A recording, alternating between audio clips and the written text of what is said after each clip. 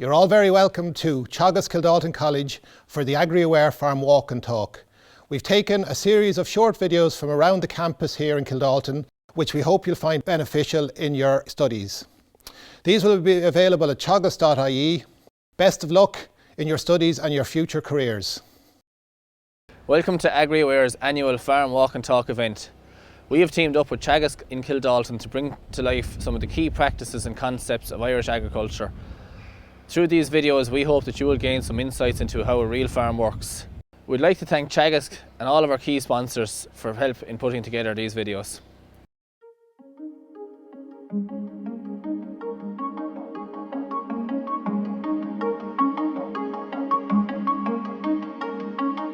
Hello, my name is Stuart Gooden and I'm involved with machinery training here at Kildalton College. Today I'd like to talk to you about farm machinery safety, and I'm going to focus on three elements of farm safety, but first of all we might have a look at some of the statistics.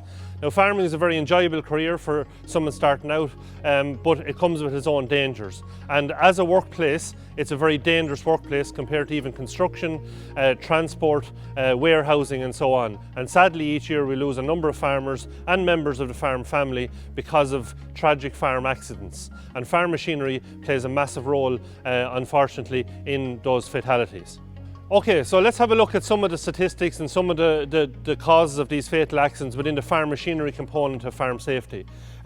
Two of the biggest triangles here, and two that we're going to deal with today, is vehicle drivers and vehicles rolling over, as well as an operator getting crushed between a vehicle and, say, a machine, or between a vehicle and a gate, which we'll have a look at later on. So the PTO shaft is, as I say, an essential part of any operation on a farm, but it comes with its own dangers. If we look here at this board, first of all, you'll see that, as I said, machinery is associated with at least 20% of farm deaths. Some of the main causes are being crushed by a machine, struck by a machine, falling from a machine, and this one here that we're going to look at next, which has been entangled in a PTO shaft.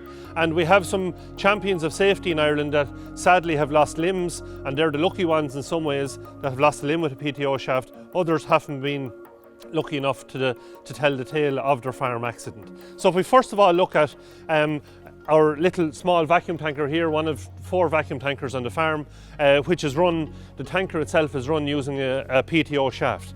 So this PTO shaft that you'll see on this tanker here is the way a PTO shaft should be on a tractor. And it has a chain on either end and a plastic cover. What we're looking at here is actually just a plastic cover.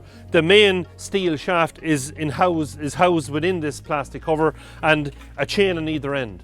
The idea of the chain is simply to stop the plastic cover from turning.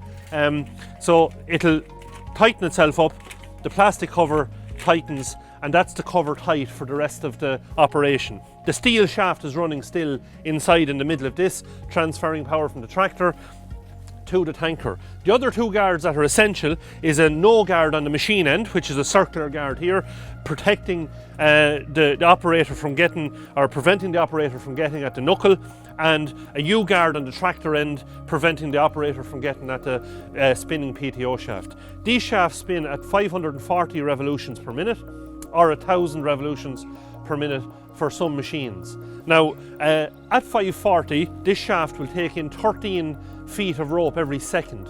So if something goes wrong here, it's going to go wrong fairly quickly, and the operator won't get a chance to react. And unfortunately, this is where accidents happen. So essential that your PTO shaft looks like what you see here on this machine today.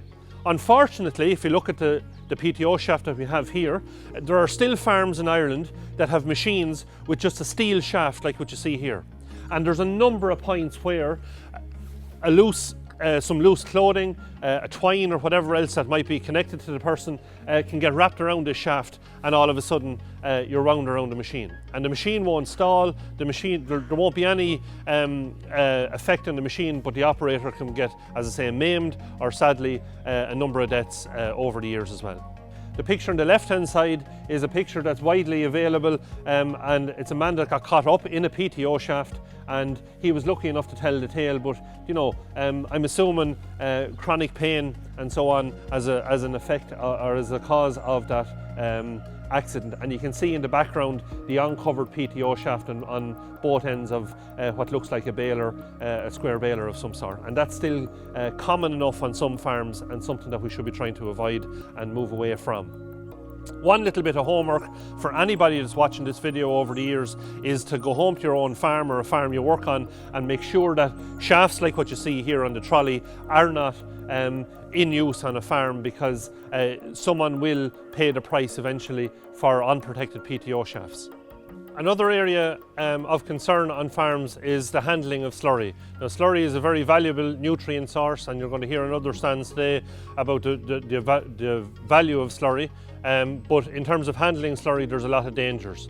And while the slurry statistics are not contained in farm machinery, it has its own section in terms of farm deaths. And some of the big sections here, as you can see, is asphyxiation, which is basically getting overcome by slurry gases while you're agitating slurry, and those gases taking your breath away, and in seconds this can happen. Or falling into a slurry tank is another big section as well. So you can see underneath me here manhole covers, which are standard manhole covers that you should see on farms. Some older systems will still have slats, maybe slats inside or slats outside, which are much more dangerous, which have to be lifted. But manhole covers will prevent a lot of the injuries and the deaths caused by falling into a slurry tank. The 3 golden rules here before you put an agitator down into a tank, and by far the most dangerous period is the first 45 minutes after you commence agitating. That's when a major amount of gas is released and when it's at its most potent. So the first golden rule here is that you evacuate the shed. Evacuate, ventilate, agitate. And the first is to evacuate the shed of all livestock. Open all doors, sliding doors, louver doors on sheds to allow the maximum airflow. And always try and agitate on a windy day as well, to try and expel as much of that gas from the area you're working as quickly as possible. So that's evacuate, and as I say, ventilate the shed then as well. In terms of evacuate, also pets need to be locked up, so you don't want your best sheepdog running into a passageway where an agitator is working. The sheepdog gets overcome by the fumes, and the first reaction of any farmer is to try and save your family pet. So lock up pets. Signage is also very important. So first of all, one lungful can kill, so I've said that about the dangers of the gases, but also for visitors to the farm. So you might have a rep calling to the farm to sell you mineral lick or to sell you silage plastic, or a vet, for instance, coming to the farm, and they need to know that there's slurry being agitated on the farm today. And then, as I said, the third element then is then to safely agitate your tank. Farms are quite lonely places in a lot of cases where farmers work on their own, and situations like what you see here behind me happen from time to time, where a farmer can get pinned between, say, a silage bale or between a tractor and a shed or a feed barrier like what you see here in the background. And there's a number of ways to prevent this from happening. You can't always have 2 people around if this is going to happen, but tractor maintenance is probably the #1 priority here. Don't ignore dodgy handbrakes, don't ignore brakes failing on a tractor, leaking hydraulic pipes, for instance, and so on. And where possible, try and operate on the flat as much as possible. So where you have a slope on a farmyard, the likelihood of an accident like this happening is greatly increased.